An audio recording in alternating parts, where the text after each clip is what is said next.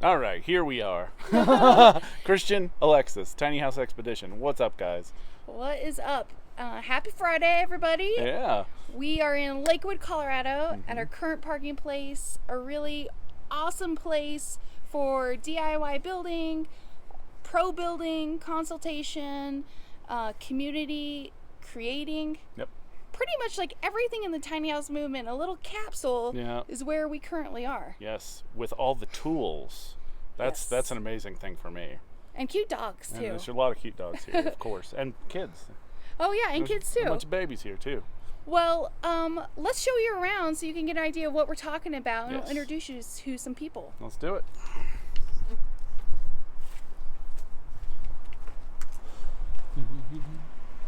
So that's one of the DIY houses that's being worked on right there.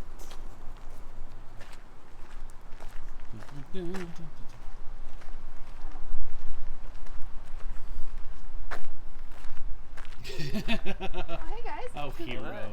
Look at this. Nice little fire pit and stuff. So that's Hero and Ryan. How's it going? So Ryan is the president of Tiny Home Connection and mover and shaker in general. What is Tiny Home Connection, Ryan? So Tiny Home Connection, kind of just what the name implies, trying to connect everything tiny homes. It's such a new industry, a new movement, and we're just trying to have a central location here in Colorado for people to connect. Probably one of the biggest things that we do here is a tiny house meetup group.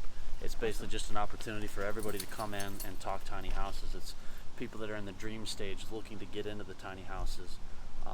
They're just trying to gather information. Where can I put it? Where can I get financing? Where can I get insurance? Yeah. We bring insurance agents out. We bring people that own property that are looking to have tiny houses on their property. People that are looking to develop their property to potentially have like a small community.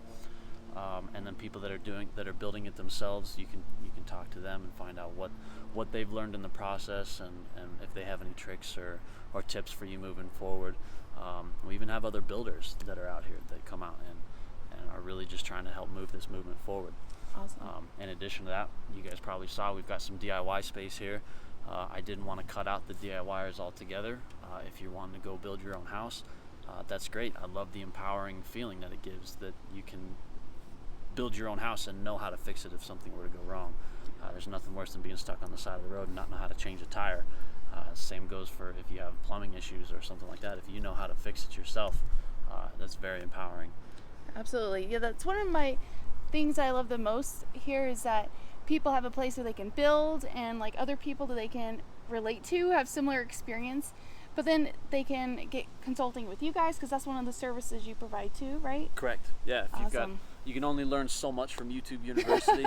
True. When you get down to the nitty gritty, trying to find a solution for your specific situation is really difficult to find on YouTube. So you can find general advice, but then when it comes down to where do I run the plumbing in this corner, or how do I run the electrical, or I've got this certain appliance or something, and trying to fit that in.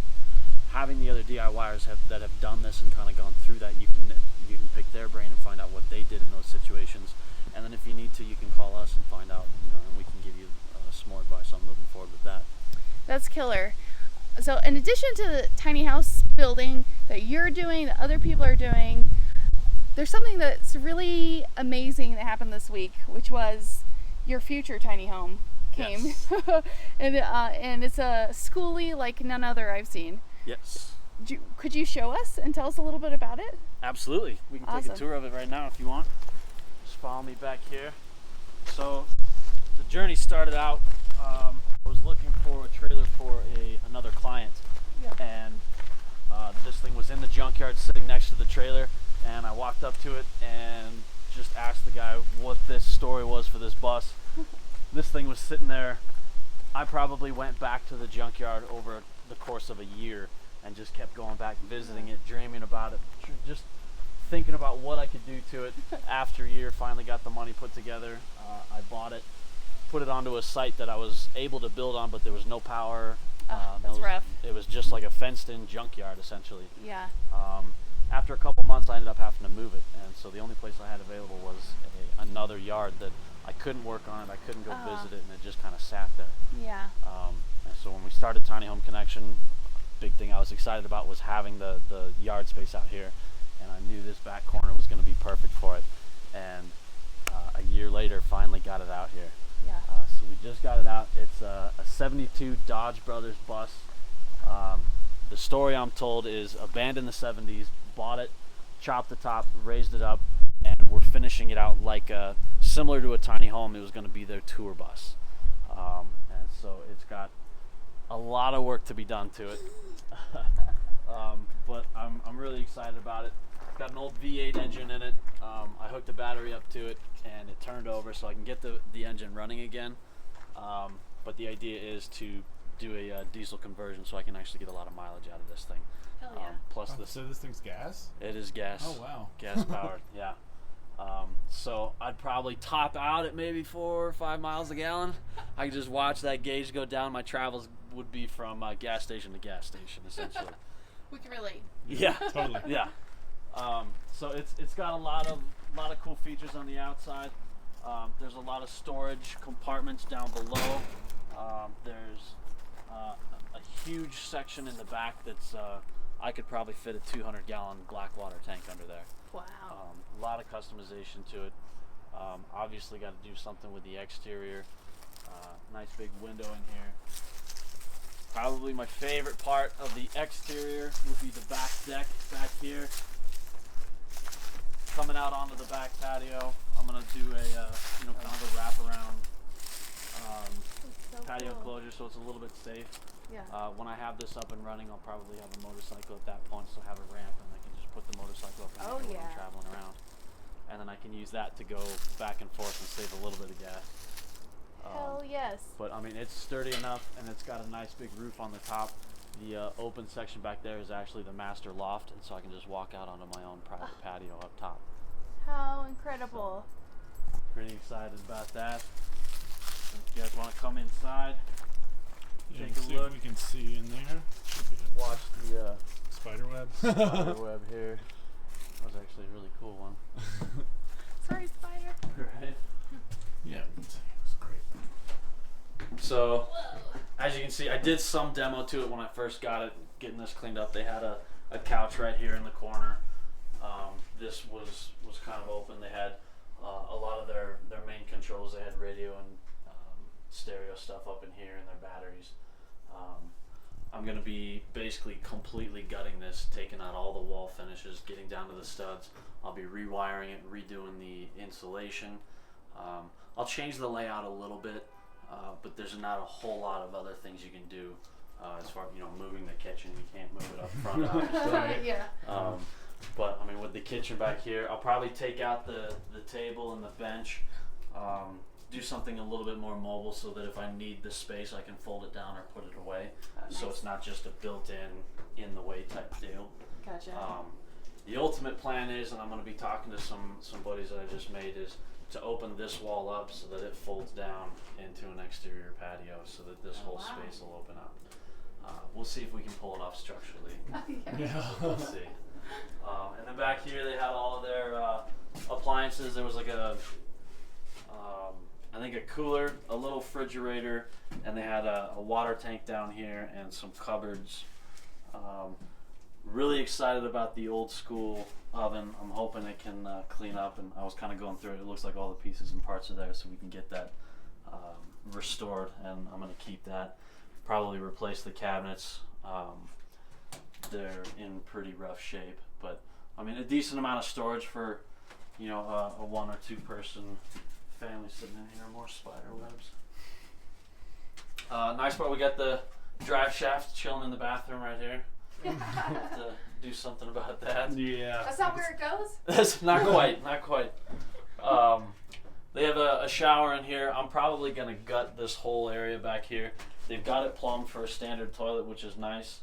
But I'm working on a couple different plans for this, because the awkward part is you have to walk through the bathroom to get to the back patio. So if somebody's in here, you're kind of blocked off. But we'll see what we can do about that. I might close off so that it's just a hallway, and so there's like a private water closet and then a private shower section. Gotcha. So we'll do something about that. I didn't realize this until it actually got out here that I actually have a pocket door. Oh wow! For this. So that was a nice little That's a cool discovery. find, yeah. Yeah. Surprise. Right? Yeah. And then, so this part is the master loft, ladder / stairs right here to get up. Only part I don't really like about up here is it's pretty cramped. Yeah. I mean, it is definitely a crawl type of area, but I mean there are our cabinets, drawers, and all sorts of stuff up here. Wow. I mean, actually a decent closet. This is drawers. This is a little. I don't know if I'm gonna try to. If depending on what the framing and everything looks like, I may have this be a lower down loft, so it'll just kind of lower down over the kitchen when we're up here, and then it can raise up a little bit higher, so it'll open up that space. But we'll see if the framing will support that. Otherwise, we just get it replaced. And so we got an old skylight up here. We'll see. Obviously, the wood needs to be replaced. And we'll seal that up.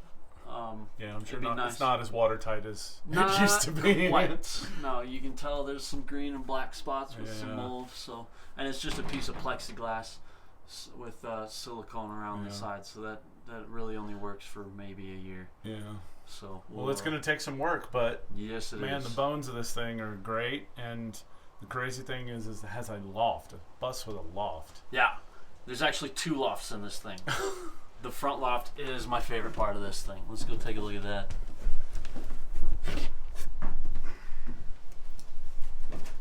Yeah, it's so huge. Yeah. So this is a mansion.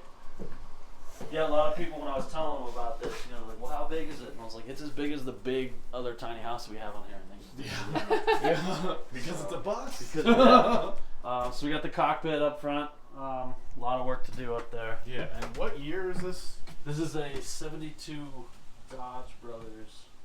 Either Dodge or Wayne's Brothers. There's speculation on both. I'm still kind of going through the paperwork. It says Dodge on the front. It says Wayne on the side. Huh. And so I'm doing research on Wayne's Brothers, and I don't know if they were part of Dodge or if they started before Dodge really came together. So I'm still trying to figure that part out. But this is my favorite part of the bus. I don't know if I'll turn this into a bedroom or just kind of a lounge area. But I definitely want to be able to have like a seating area here so that when it's driving down the road, you can just look out the road, nothing in your way, and just watch the road come at you. I might just turn this into a pillow room, just a bunch of pillows and hang out. It sounds terrifying. Right? Just seeing the road come at you, no steering wheel, and you're just like, Like I said, man, you gotta make it so you can steer it up here. That would be cool. Just have the steering wheel up here. People don't see anybody down there. Like, how is that bus going down the road? That would be funny. Magic school bus. Yeah, right? It is magic. But this is amazing. I'm pretty excited. It's it's still kind of rough. We'll see how much type of handiwork they did with. I mean, there's like old school telephone wire. We got some 14-2 wire. We got DC wire. We got all sorts of stuff hanging from the ceiling. So it's gonna take a little bit of work. It's gonna take a little bit, but that's why it's here, and you got all the tools, you got all the know-how, everything but the diesel engine. And I got buddies that I think will help me out with that. So that's cool. Excited. That's sweet. Yeah. All right, let's walk back down here.